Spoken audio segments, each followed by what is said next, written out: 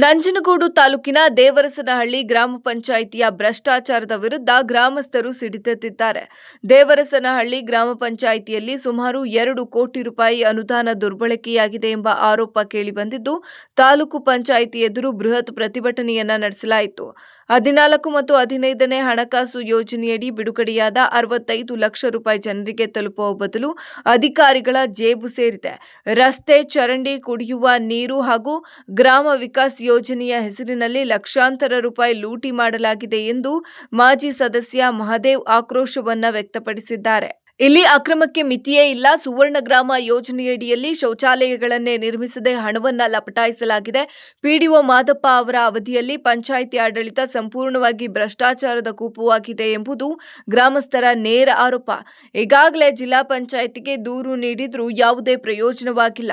ಕೂಡಲೇ ಸಮಗ್ರ ತನಿಖೆ ನಡೆಸಿ ತಪ್ಪಿತಸ್ಥರ ವಿರುದ್ಧ ಕ್ರಮ ಕೈಗೊಳ್ಳದಿದ್ದರೆ ಹೋರಾಟವನ್ನ ಮತ್ತಷ್ಟು ತೀವ್ರಗೊಳಿಸುವುದಾಗಿ ಗ್ರಾಮಸ್ಥರು ಎಚ್ಚರಿಸಿದ್ದಾರೆ. ಸಾರ್ವಜನಿಕರ ತೆರಿಗೆ ಹಣವನ್ನು ಲೂಟಿ ಮಾಡಿ ತಿಂದು ತೆಗೆದುತ್ತಿರುವ ಗ್ರಾಮ ಪಂಚಾಯತಿ ಅಧಿಕಾರಿಗಳಿಗೆ, ತೆರಿಗೆ ಹಣವನ್ನು ತಿಂದು ತೆಗೆದುತ್ತಿರುವ ಗ್ರಾಮ ಪಂಚಾಯತಿ ಅಧಿಕಾರಿಗಳಿಗೆ, ಘನತ್ಯಾಜ್ಯ ಹೆಸರಿನಲ್ಲಿ ಲೂಟಿ ಮಾಡುತ್ತಿರುವ ಮೈಸೂರು ಜಿಲ್ಲೆ ನಂಜನಗೂಡು ತಾಲೂಕು ದೇವರಸನಹಳ್ಳಿ ಗ್ರಾಮ ಪಂಚಾಯತಿ ವ್ಯಾಪ್ತಿಯಲ್ಲಿ ಸುಮಾರು 2016-17ನೇ ಸಾಲಿನಲ್ಲಿ ನಾನು ಮತ್ತು ಸುರೇಶ್ ಇಬ್ಬರು ಕೂಡ ಆಗ ಗ್ರಾಮ ಪಂಚಾಯತಿಯ ಸದಸ್ಯರಾಗಿದ್ದೆ. ಅಂಥ ಸಂದರ್ಭದಲ್ಲಿ ಆಶೀನ್ ಶರೀಫ್ ಅಂತ PDO ನಮ್ಮ ಪಂಚಾಯತಿಗೆ ಬಂದು ಸುಮಾರು 8 ಲಕ್ಷ ಹಣನ ದುರುಪಯೋಗ ಮಾಡ್ಕೊಂಡಿರ್ತಾರೆ, ಕಂದಾಯದ ಹಣನ. ನಾವು ಅದ್ರ ಬಗ್ಗೆ ದೂರನ್ನ ಸಲ್ಲಿಸಿದ್ದೆ. ನಾನು ಸಾರ್ವಜನಿಕವಾಗಿ ನಾನು ಸರ್ಕಾರಕ್ಕೆ ಮತ್ತು CO ಗೆ ದೂರನ್ನ ಸಲ್ಲಿಸಿದೆ. ಮತ್ತು ಅವರು ಇದನ್ನು ತನಿಖೆ ಮಾಡಿ ಇವತ್ತು 2026ಕ್ಕೆ ನಾನು ಕೊಟ್ಟದ್ದು 2021ರಲ್ಲಿ ಕೊಟ್ಟಿದ್ದೆ. 2026ನೇ ಇಸ್ವಿ 4ನೇ ತಿಂಗಳು 28ನೇ ತಾರೀಕು ಒಂದು ಆಯುಕ್ತರಿಗೆ ಪತ್ರ ಬರೆದಿದ್ದಾರೆ. ವ್ಯವಸ್ಥೆ ಸಂಪೂರ್ಣವಾಗಿ ದುಡ್ಡನ್ನು ನಾಶಪಡಿಸ್ಬಿಟ್ಟಿದೆ. ಗ್ರಾಮ ಪಂಚಾಯಿತಿಲಿ ಇರ್ತಕ್ಕಂಥ ಹಣ ಲೂಟಿ ಹೊಡೆದ್ಬಿಟ್ಟಿದ್ದಾರೆ.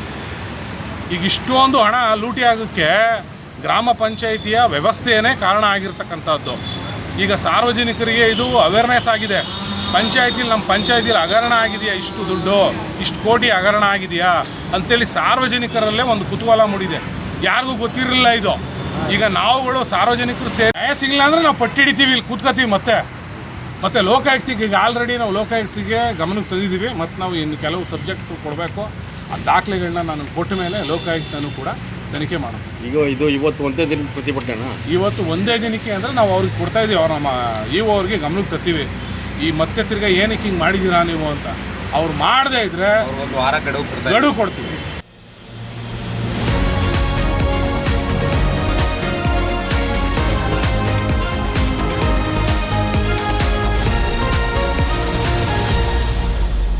ಫಸ್ಟ್ ವೇವ್ ನ್ಯೂಸ್, ನಿಮ್ಮ ದಾರಿ ನಮ್ಮ ಜವಾಬ್ದಾರಿ.